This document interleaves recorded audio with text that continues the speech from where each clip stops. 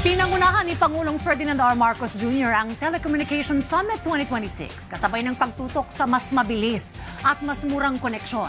Layunin ng administrasyon na tuldukan ang mga balakid sa digital connectivity para walang Pilipino ang maiwan sa pag-asenso. Yan ang ulat ni Denise Osorio.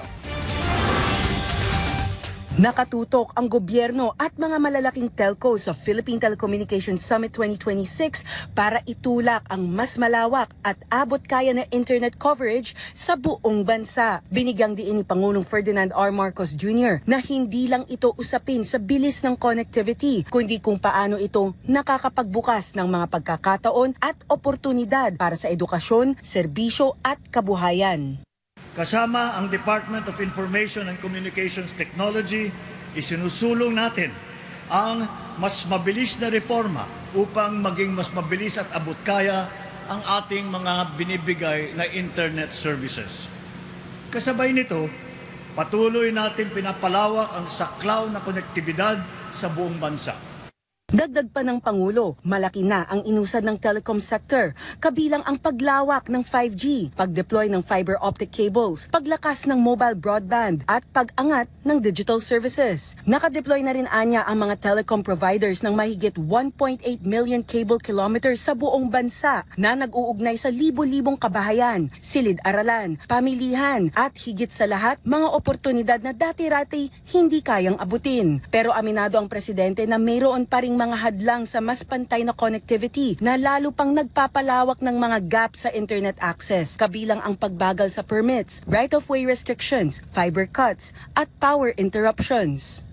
Kailangan magkaisa ang pamahalaan, ang pribadong sektor at mga lokal na pamayanan sapagkat walang iisang sektor lamang ang kayang harapin ang mga hamong ito.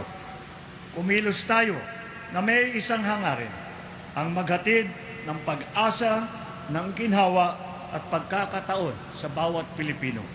Ilan sa mga ipinatupad na reforma tulad ng Konektadong Pinoy Act at ang mas malawak na infrastructure sharing ang tumulong maiwasan ang dobleng gastos at mapababa ang deployment costs. Ang pag-usad naman ng National Broadband Fiber Backbone Project ay umabot na sa humigit kumulang 670 ahensya ng gobyerno at halos 17 milyong Pilipino na ang nakikinabang. Mayroon na ring 9,500 active free Wi-Fi access points sa humigit sa 5,000 pampublikong mga lugar at higit sa 89,400 subsidized SIM cards na ang naipamahagi sa mga estudyante, guro at mga indigent communities. Ayon naman kay DICT Secretary Henry Aguda, mahalaga rin ito para sa chairship ng Pilipinas ng ASEAN ngayong taon dahil dito ipinapakita ng bansa na handa itong maging sentro ng teknolohiya sa rehiyon.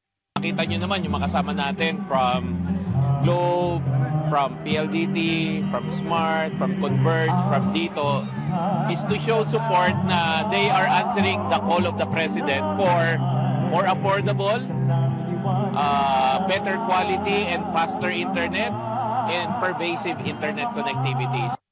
This is to tell ASEAN and share with them na the Philippines is open for business na we can be an ICT hub, both for connectivity and for AI compute. Layon ng pamahalaan na habang patungo sa digital space ang Pilipinas, magkaisa ang gobyerno at mga telco companies para mapabilis ang rollout, mapababa ang gasto sa pagpapalawak ng networks at maipaabot ang mas malawak at mas maaasahang koneksyon hanggang sa mga lugar na hindi pa naaabot o kulang sa serbisyo. Denise Osorio para sa Pambansang TV sa Bagong Pilipinas.